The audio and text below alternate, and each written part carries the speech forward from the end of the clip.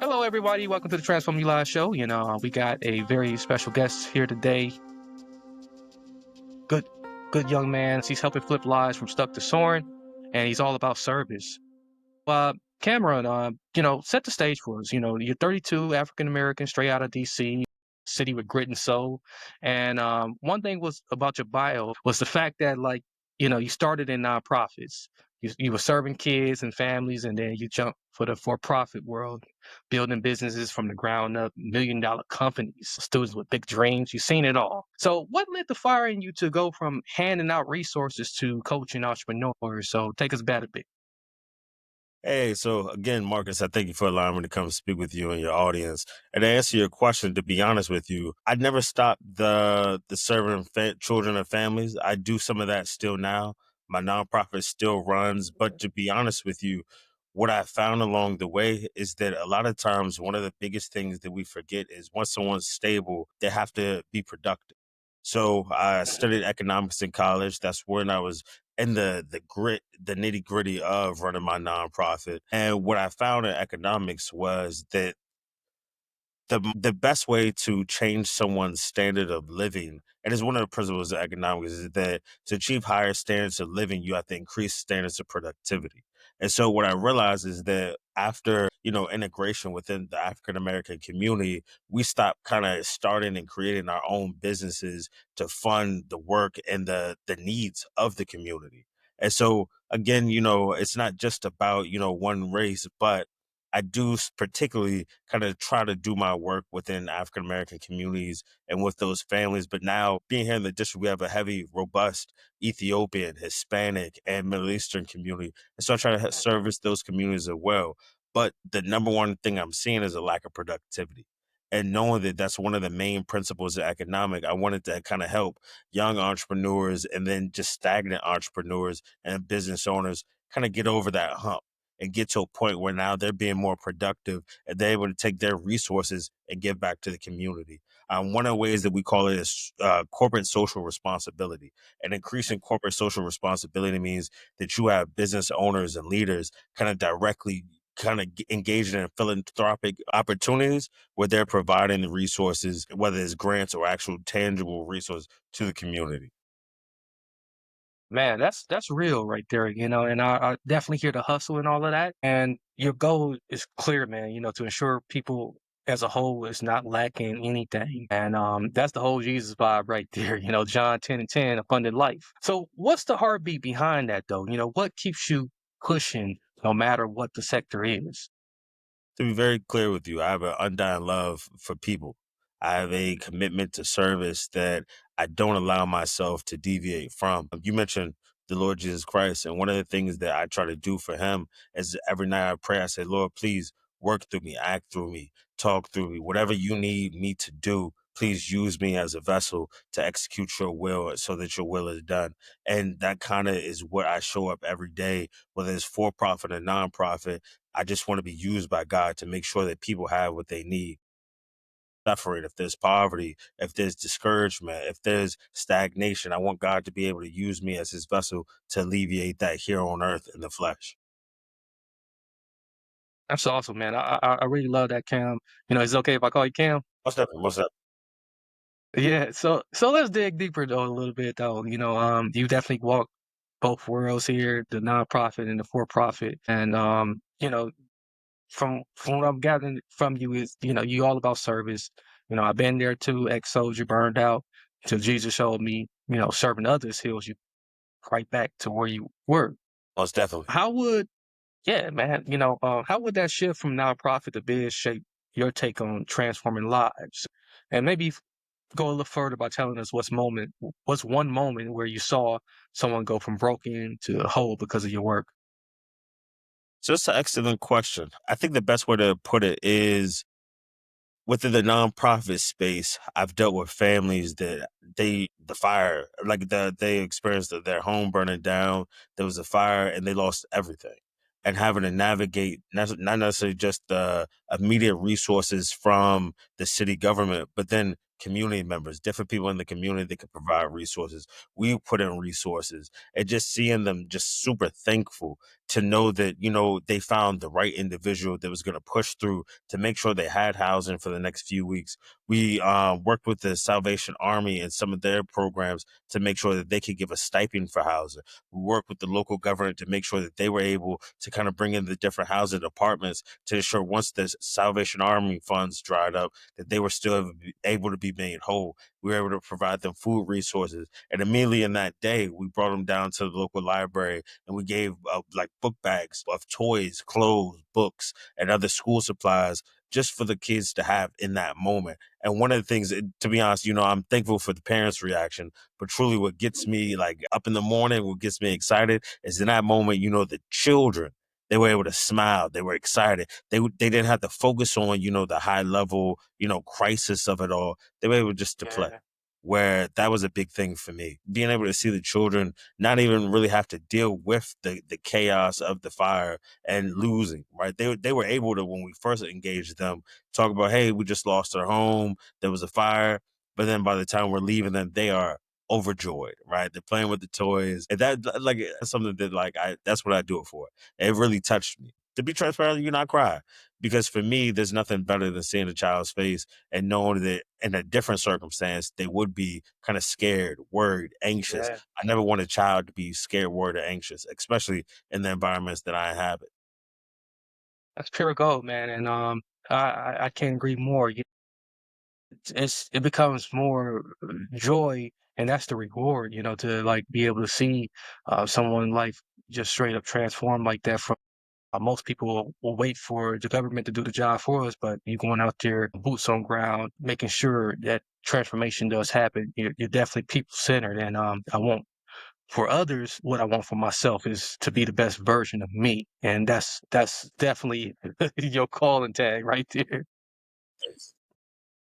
So I got listeners out here who's very depleted, man, and they're craving some of that Jesus type of love, and who want to be their best, but they feel stuck. What's one practical step that they can take today to start that shift based on what you learned? So, when I first prepped for this interview, the nugget that I want to give has now changed because the truth is, I'm nothing without Jesus in my life. I'm nothing without my undying faith in Jesus. One of the things I told a young man recently, he was very suicidal and he was allowing the different things of life to compound and just really weigh down on him. And one of the things I had to say is you have to look at Jesus' suffering on the cross. You have to look that, he died for us, knowing that some of us would never come into Christianity, never come into belief of him.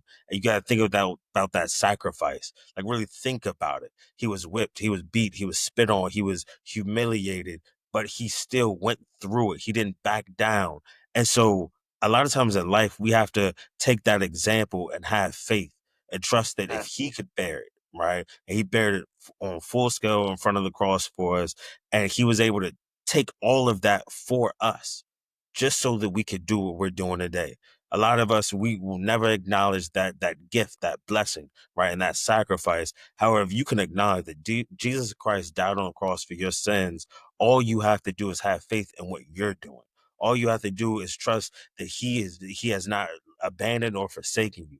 That the things that you want to do, he is with you. He's leading and guiding you, but he needs you to do those things. He needs you to trust, and all he asks. The one thing that he asks is that you have faith. So when it gets scary, when you get anxious, when you get worried, know that that's not of God. Fear is nowhere in the Bible, right? Worry is nowhere in the Bible. He wants you to know that you can do it. He wants you to believe and dig deep inside and muster whatever you need to push through. And so for everyone that's under the sound of my voice, I just need you to just take an opportunity to believe in yourself, believe in Jesus Christ and the faith, and have faith that he is with you every moment. That's the mustard seed that moved the mountain right there. So I love it, man. I love it, and a lot of people should be scribbling all that down right now. So let's pivot a little bit for a second. You work with $1 million players and kids just starting out. That's a wild range. How do you keep that service heart pumping when the stakes and the paychecks change? So I'll be honest with you. The number one thing I do is a vetting process. So I full well know when someone comes into our business ecosystem what they're able to pay, where they are on the scale. And to be honest with you, that's why we have a basic package. That's why we have an elite package. Every business at its bare bones are the same, no matter what stage you're in, no matter how much money you're able to contribute to it, and no matter what product or service you want to offer. I want to make sure, so long as I understand where you are, what you're trying to do, and what your goals are, if we can outline those, then, right now you may not need to be paying too much. It may not be Right. cost effective. And so if I'm able to work with you in that space to build a budget, to build a plan, to build a vision and kind of work towards that, a lot of times our basic package does just that. Sometimes we offer just a $75 group call where you're able to sit there, talk with other business leaders and myself, and understand what the goals are, what's the trajectory you want to go in, where that makes it more cost effective. You may not be in a position to work with us today. You might not be in a position to get one of our services today, but you at least can get the knowledge and guidance. And that's the fun part of this. Right now, we got a lot of people that aren't going to business school, they're not getting their MBAs, but they still want to build businesses. They still want to be successful entrepreneurs and business owners. My number one belief is that one of the most valuable resources that America has is the talent, the knowledge, the skills, and abilities of everyday Americans, and mainly working class Americans. And so I like to kind of be the catalyst to help some of those individuals manifest their dreams.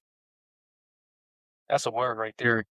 There's so many businesses out there who they'll turn people away just because like they don't have the budget, and they won't try to find a way to still service that person. And that I think what you did is what you do in your business is great, man. And we should be able to serve as many people as possible who's hungry, who's hungry for the knowledge, hungry for just the know-how in general. A lot of people don't have the know-how, and that's why we were put on earth to like, be a stepping stone for each other, so, Yeah. you know, uh, so let's flip to the big stuff, man. You dreamed of being president once, a DC kid with DC dreams. And you're very presidential in your appearance here, so uh, now you're all about inspiring folks to, see their own potential in their story as well, and I get that because I resonated with it because in my military days, I was dreaming big too, till life hit me hard, How did that dream evolve, and what does it mean to you to light that fire in others? So to be honest with you, when I was about 5 or 6 years old, because we live in the nation's capital, I remember walking down like around the monuments with my father, and he just asked me, "What do you want to be?" And at that time, it was definitely president. I was able to tell you all 50 presidents at that time, and I don't know why I'm saying 50, right? But each one of the presidents in order at that time. Where for me, it was a huge dream, as we all know that, in life you have ups and downs, and you have things that you have to pivot to kind of push through and achieve. And so, maybe one day, God willing, I'm able to do something like that, maybe even be a governor. But it definitely involved in knowing that you don't want to just have the position. A lot of people in life, they just want a title, right? They just want a Mhm. position. They want to be able to say that they are a something, not that they did a something. Well, for me, it all evolved in saying, before I ever get a title, before I ever am able to be the face of anything, I want to do the work. And I want to do the work through service. If God willing, I'm ever president of the United States or governor or elected official, I want my constituents and the people around me to say, "Oh no, I remember when he helped me here. I remember when he did this for the kids. I remember when he did this for the seniors. I remember the work that he did to earn this position." A lot of people, they always ask, "Well, why don't you throw your hand in?" I haven't done enough work. And for me, I don't think I'll ever have done enough work, but maybe God willing, I'll get the opportunity to step up and lead my community. Yeah. I definitely want to say, minimize what you do, at all. I think what you're doing is amazing, man. And there's not many people who is like again on the front lines like this. And sometimes we think we got to do a lot more in order to lead a million. Sometimes just a few that you have touch is enough to get millions behind you. So I definitely get it, and it's powerful that you speak straight from the gut. You also hit on something heavy, man. A little bit early on about anxiety for young people growing up, and you work with kids, and I've been there. War scars, chaos, heart pounding, and our listeners, especially the young bloods out there, they feel that too. What's one thing you learned that cuts through the anxiety and points more to hope? I think that, and that's a phenomenal question. I think the biggest thing is that it's not over until it's over. It might look bleak, it might be dark right now, but if you really try and you kind of have that perseverance and endurance mindset, you'd be surprised what outcomes you can produce. A lot of times, so earlier when you asked, like, what's one nugget I wanted to give, I wanted to provide my framework, but the best thing I could say is if you align yourself with the right people, if you try to amplify the value that you create, if you try to execute, right? So the main thing about me is that I believe in executing, right? Finishing what you start. I believe in, even if it gets hard, right? Show up, face it, and just get the job done. Perfection exists, but as men of faith, right? We're imperfect people striving towards the visual of a perfect person in Jesus Christ. Well, as imperfect people, we can do things that are excellent, right? They may not be perfect, but they at least can be excellent. And so long as you show up, you face whatever the situation is, and you're willing to fail. Like the biggest thing I can always say to anybody is be willing to fail, right? You want to fail as hard and as excellently as you can so that you can get as far as possible. A lot of times people are afraid to fail, but failure Mhm. is the number one thing that made me the man that I am today. I was a kid that in high school, I graduated with 1.4, and I had to work and realize that's not who I wanted to be, right? That's not the output that I want the world to see from me. And so when I went to school, I had to sit in classes for free and just beg the teacher, like, hey, please, I'm not going to be able to pay for this semester. You may not grade the work that I do, but at least allow me to show up and let me do the work. Maybe 2 semesters from now, next semester, I'm able to pay for this class and the work is better. Where I was able to graduate from college with a 3.0, and it's not the grade point average that matters, but it's the completion. It's going from the 1.4 to something a lot better that I can stand on, where I had to show up for myself. So a lot of times it's show up for the situation, but then also show up for yourself. Give yourself a chance to fail and then decide what, from failure at point B or point C, what does success at point G or F look like? You want to take it from A to B, B to C, and then track your progress as best you can. Don't just leave it to, oh, I messed up here. Oh, I failed here. They didn't like what I did right here. Don't worry about it. Trust the process. The process is there for you to experience. A lot of times, once you get to the end result, you might be okay, right? You might be happy that it's done, but truthfully, you'll realize that the process is what made you. It's all about the process, definitely, man. I was talking to my son the other day about the importance of like small wins, and doing the small things and not so much ruminating on, oh, I gotta get it all done. Well, yeah, you gotta get it done, but there's small intricacies in between the details of everything that leads to the big win, and that's what I'm hearing. It's screaming at me as you was talking, and I even thought about like how systems work, man. We as imperfect people, we learn a system, and the system is what it is. Written on paper is written how it is, and once we learn it, we still find ways to learn how to like fail within the system, or we find a way to improve it. So rather you're on one end or the other, you can repeat from the start of it, and eventually get through. So I And I love appreciate the way that you that put that. wisdom. I think that a lot of people, when you fail within the system, don't be afraid to go back to the start. You'd be surprised how much progress you can make after going back to the start and just trying again. Mhm.